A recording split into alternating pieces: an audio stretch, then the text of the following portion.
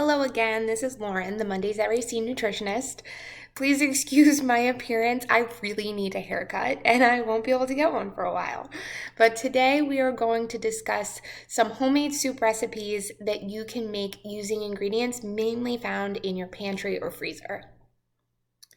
With all that's going on, it really is important that immunocompromised individuals stay clear of crowds and try to limit exposure. Hopefully, there's a friend or family member available to do some shopping for you, utilizing caution for themselves as well. If that's not an option, it's still important that we stay adequately sustained during this time, and particularly during cancer treatment. Getting protein, fat, and carbohydrates and a multitude of vitamins and minerals is still a primary concern. We can find smart ways to make foods that are naturally comforting, that include vital nutrients to support your health and healing. So without further ado, let's discuss some delicious and nutritious recipes we can make at home using ingredients that you might have already had in your pantry or freezer. Quickly, I just wanted to provide a recipe in case you don't have any boxed broth or even bouillon cubes. This recipe is the only one really that I'm going to discuss that requires predominantly fresh ingredients. But I want to provide people with the option in case you have some produce on hand and you can make this for an excellent soup base. For this recipe, you're going to use a little bit of whatever vegetables you have in your crisper drawer right now.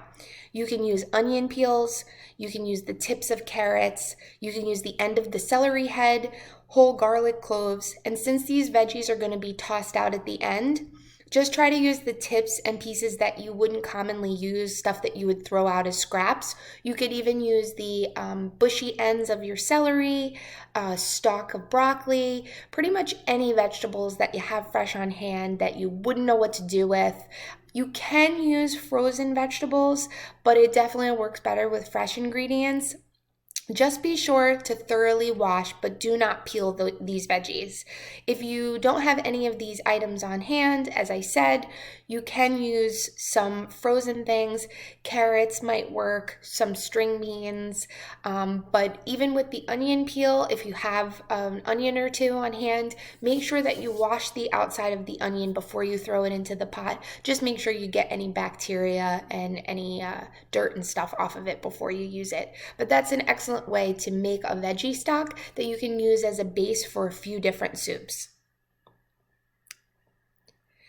Now, I know you might not have all these fresh vegetables still on hand, so I want to remind everyone to use a variety of vegetables that you also have in your freezer. I buy these cubes of frozen garlic, parsley, basil, and ginger, and I keep them in my freezer for when I don't have anything fresh on hand. If you don't have celery, carrots, and onions, which are typically like the beginning of a veggie soup, you can buy frozen string beans, zucchini, cubed butternut squash, sweet potatoes, or even canned vegetables. Be creative to ensure that you're getting adequate nutrients. For this recipe, you're going to heat oil and saute your veggies for about 5 to 7 minutes or until fragrant before you add in your spices.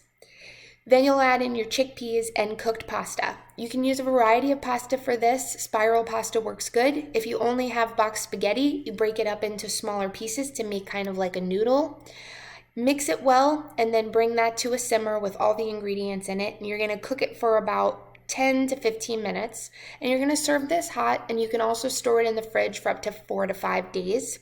You can add some chicken if you'd like. If you have a rotisserie or if you have any chicken breast, you can chop it up and put it cubed in there. Or as I mentioned, try other veggies if you have them. Whatever you really have on hand could work in this. It's pretty versatile. Again, you're going to use whatever items you really have on hand due to this time of our inability to really get too many ingredients. But you're going to start by sauteing your vegetables in olive oil or vegetable oil. Once they're softened, you'll add in spices, mixing it up so the vegetables are all well coated. Then you'll add your broth, your rinsed beans, corn, and a can or box of chopped tomatoes. I like the Palma tomatoes in the box. Obviously, it's not in aluminum. It stays for a long time. They're imported from Italy. They're organic, so it's a good option. They, stay just as long as a can will. Once you add all those ingredients, you're going to cover it and turn the heat low and simmer it for about 20 minutes. When you serve this dish, you can add some shredded cheese or sour cream, or simply just enjoy this hearty dish on its own. If you have ground turkey, that can also work in this recipe, or ground chicken, and that can make it a little bit more of a chili and add a little more protein to it.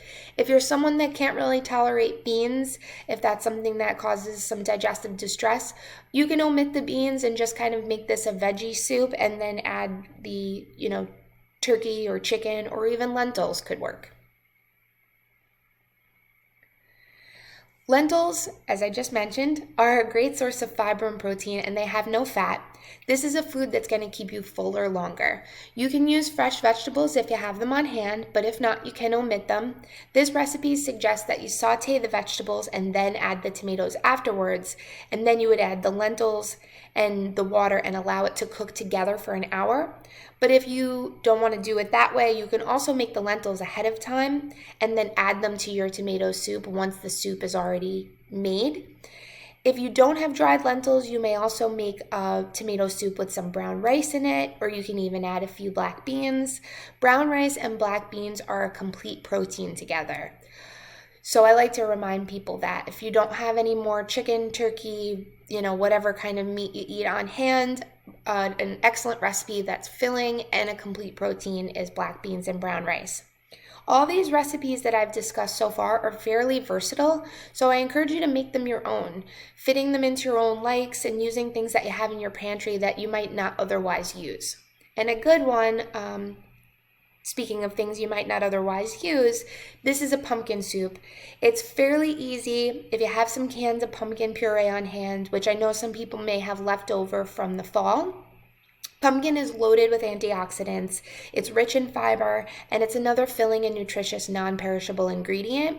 You can also use canned sweet potato puree, which is also available in the canned aisle. Again, if you don't have onions or garlic, you can omit them or use the cube of frozen garlic. But if you have the vegetables, you're going to melt the butter in a large pot and cook the onions until caramelized, about 15 minutes. I like to cook them longer. It depends really on how much time you want to spend cooking. A lot of us have time on our hands now, so you might want to let it cook on a low simmer for about a half hour. It really gives it a sweet taste. And then you're going to add the garlic and spices, stirring that for about a minute or so. You'll add in your stock and scrape up the brown bits of onion off the bottom. Then you'll add water and pumpkin and stir that well. Turn to a low and heat for 20 minutes. And you can use an emulsifier or a blender to make this into a pureed soup if you've used the onions and garlic at first. If not, you can have it with just the vegetables in it.